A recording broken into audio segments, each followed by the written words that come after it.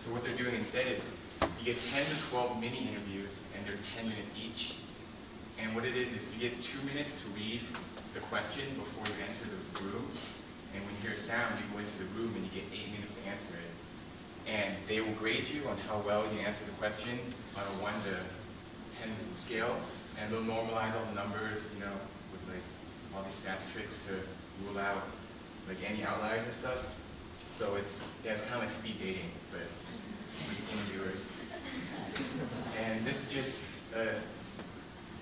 like an image, like for example, this interviewer, he'll read the question outside for 2 minutes, and when he hears the buzz, he'll go in and he'll give his answer in 8 minutes, and then he'll move on to the next one, and the next one, and the next one. And this could be up to 2 hours long, depending on how many stations. And the type of questions that they'll ask, it could be any one of these things. Obviously, one of the stations is going to ask you your typical medical school questions, like why do you want to be a doctor, or why this school. But the big thing is problem-solving skills with your other peers, cultural awareness, compassion, empathy, and the big one is ethical dilemmas.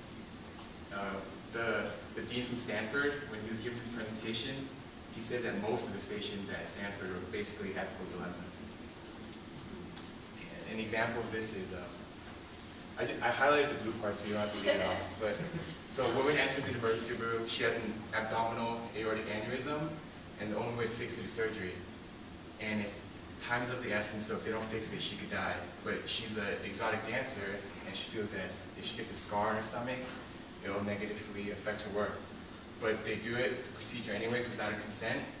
They save her life, but then she sues the hospital. So you get 2 minutes to read this.